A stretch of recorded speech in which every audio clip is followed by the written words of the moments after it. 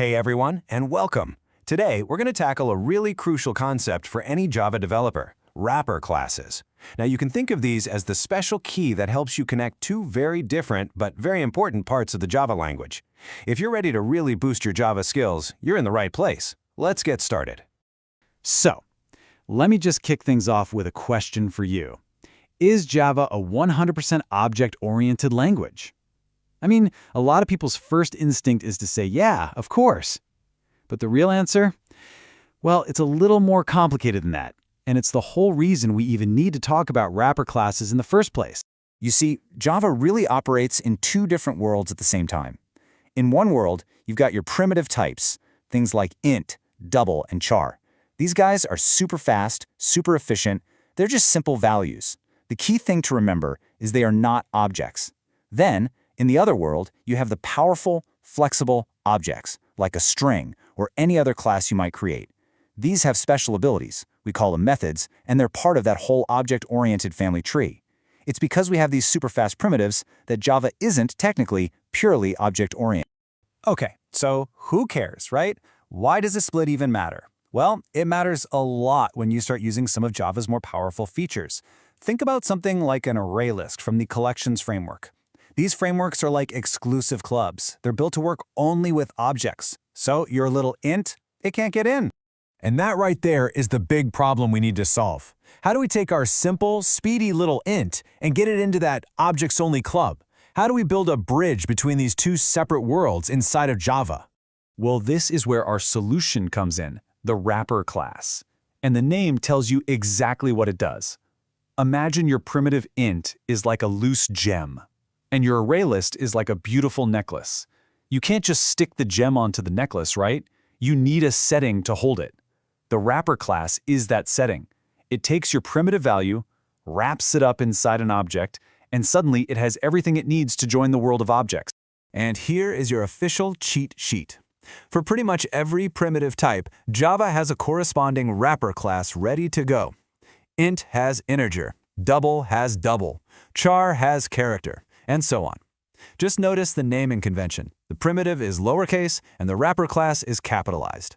Honestly, this is one of those things you'll just end up memorizing because you use it all the time. So how does this whole wrapping and unwrapping thing actually work when you're writing code? Well, in modern Java, it's basically magic. And this magic is performed by two processes called Autoboxing and Auto-unboxing. So let's pull back the curtain and see how it's done. First up, we have Autoboxing. This is just the fancy term for automatically converting a primitive into its object wrapper. So when you write something like integer myInt equals 100, you're putting a primitive number, 100, into an integer object variable. What Java does for you behind the scenes is it boxes up that primitive value inside a new integer object. It's an amazing convenience feature that makes your code so much cleaner. And you guessed it, the magic works the other way too with auto-unboxing. Let's say you have that integer object, myInt, but you need the plain old primitive value back. You just assign it to an int variable. When you write int new int equals myInt, Java automatically unboxes the object, pulls out the primitive value inside, and gives it to you. It's totally seamless. And really, the most important thing to remember is that this all happens automatically. You don't have to think about it.